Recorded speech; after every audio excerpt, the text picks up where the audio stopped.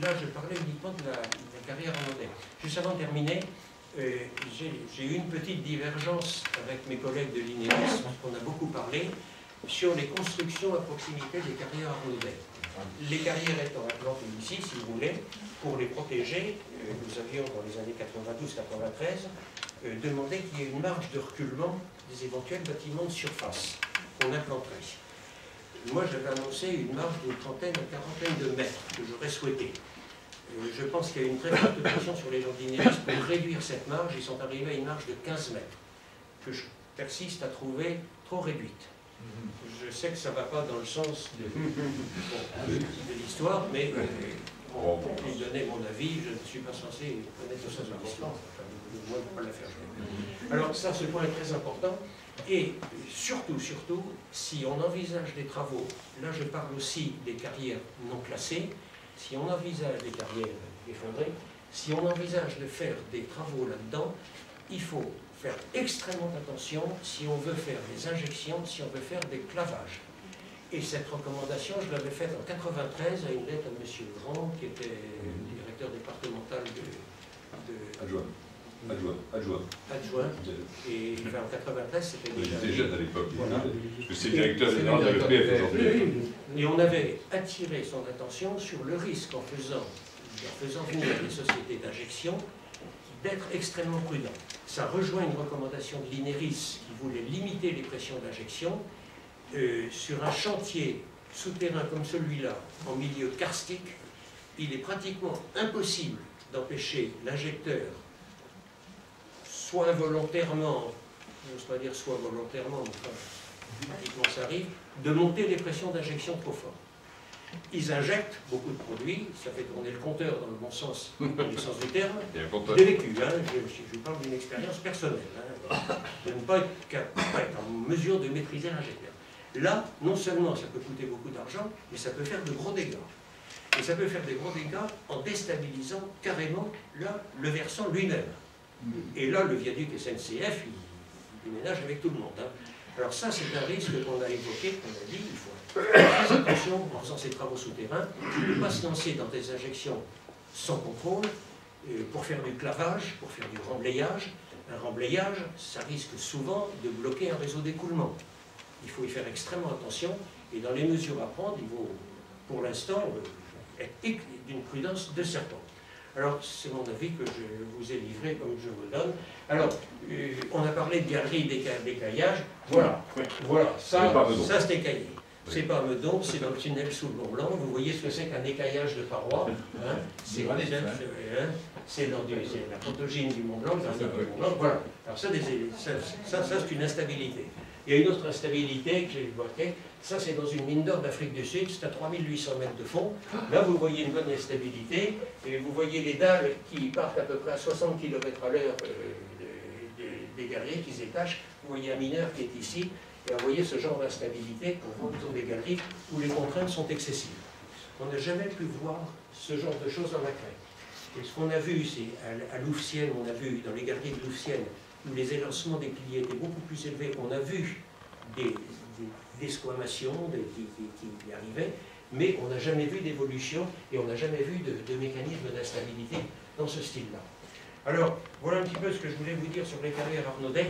Je résume, comportement exceptionnel de la craie, à la stabilité, un problème qui ne se pose pas avec l'histoire de teneur en eau, là les gens se sont pris complètement les pinceaux, c'est de la craie sèche à la craie légèrement humide.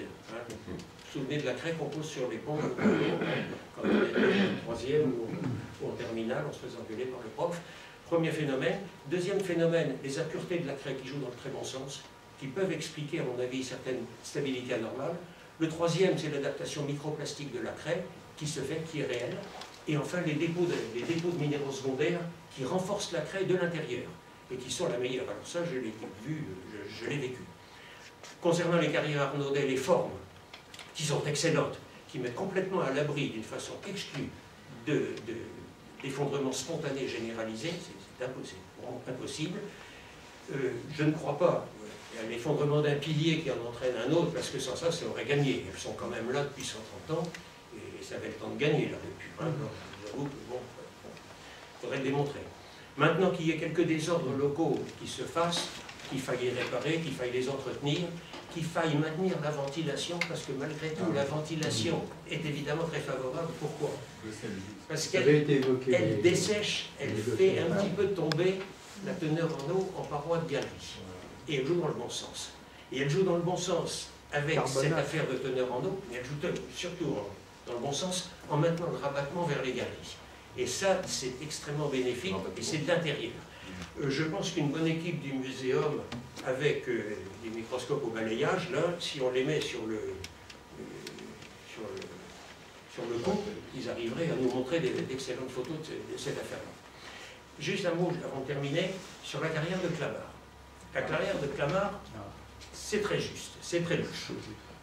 C'est très louche parce que, d'abord, les gens qui l'ont vécu, je crois que M. Tisserand l'a vécu, ont entendu une explosion.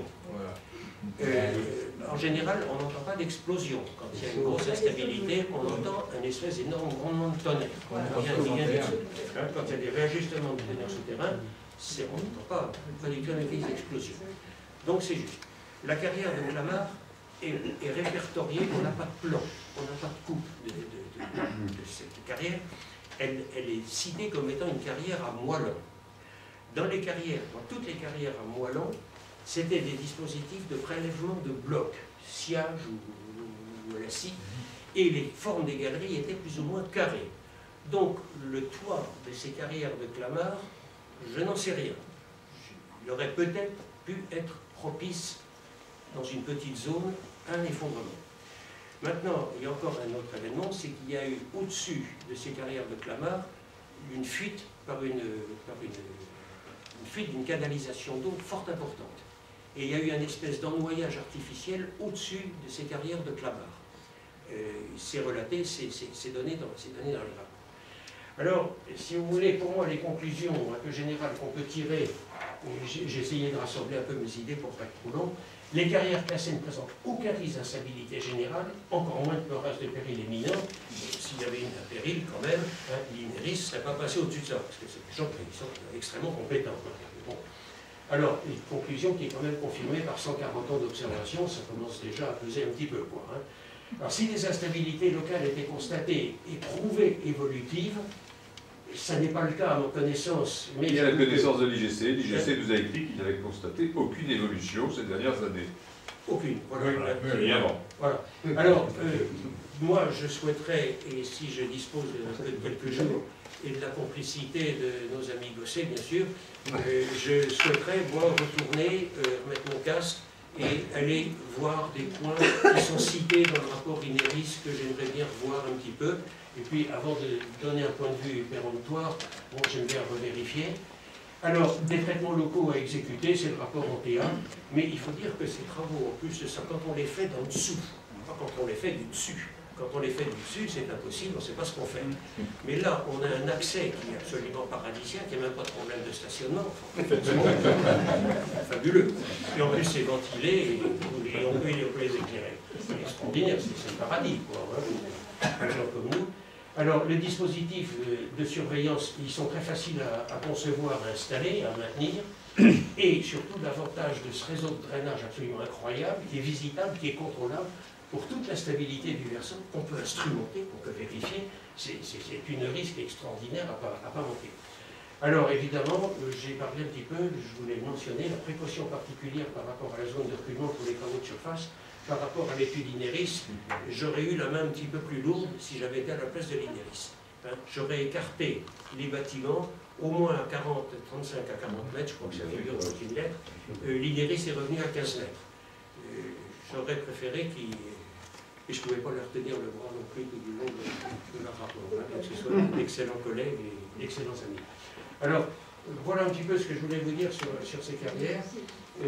Pour moi, évidemment, l'intérêt est absolument énorme de ces carrières, parce que c'est un ensemble qui est architectural, qui est creusé dans la masse, qui est dans une roche qui est pour nous assez fascinante, assez traître, parce que cette craie, de temps en temps, ça a des comportements qui nous supportent, nous surprennent énormément, et il faut qu'on soit extrêmement prudent avec ça.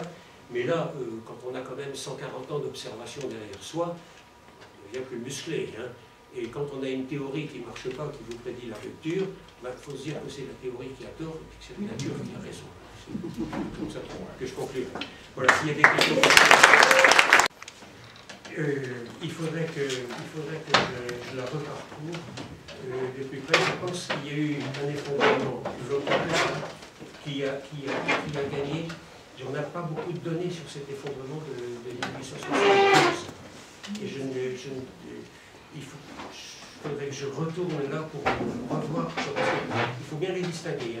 Il y a eu 1858 le glissement de la Glaisière. Il y a eu dans les toutes premières exploitations quelques problèmes de stabilité. Et il y a cet effondrement de 1872. C'est celui-là. Et sur celui-là, on a très très peu de données. Je ne sais pas du tout si les formes qui avaient été faites, je pense que M. Bossé aurait des idées là-dessus. Mais sur cet effondrement de 72, je pense qu'il s'agit de désordres locaux qui ont fini par gagner, qui n'ont pas dû être entretenus de la surface, qui ont été soumis à des ruissellements d'eau. Il me semble que ça doit être ça. Mais je sais pas. Sur 1961, on n'a hélas aucun profil, aucune coupe des galeries. Je n'en connais pas. Je ne pense pas que M. Bossé en est. Je voudrais qu'on interroge M. Bossé. Non, on a discuté plusieurs fois.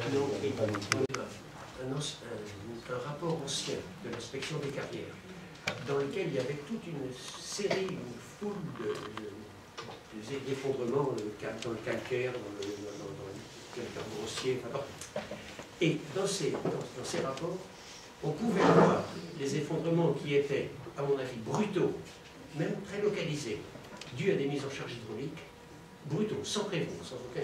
Et les effondrements qui étaient très progressifs, avec une cuvette, avec un fontis qui remontait, qui descendait. On pouvait presque distinguer. Je n'ai jamais pu retrouver ce rapport qui m'avait été communiqué par l'ingénieur de mine. Voyons voir.